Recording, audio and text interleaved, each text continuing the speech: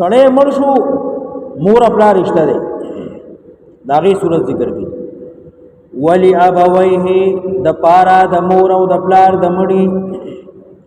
لکل واحد منهما هر یو لرا د دې دواړونا السدس شپږم حصہ دا شپږم حصہ یعنی 1/6 مما د هغه مال ترکا چې پاتې شو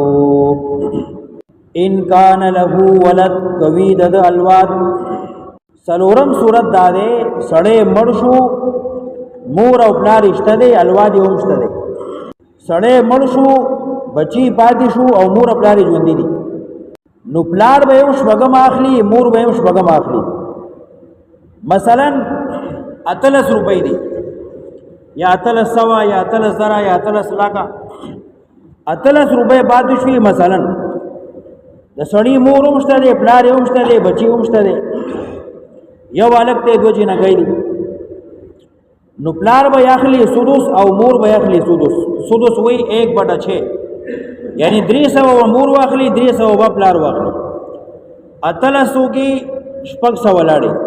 پاتې شوي 12 دې 12 کی وا 600 یو الګ واخلي پاتې شوي 600 نو هغه دوه جنا گئی واخلي ولی ابویه لكل واحد منهما السدس او د پارا د مور او د پلار د مړي هر یو لرا د دې دواړو ناش پګمدا د هغه چې پری خوېږي ان کان له ولد کبید د الواد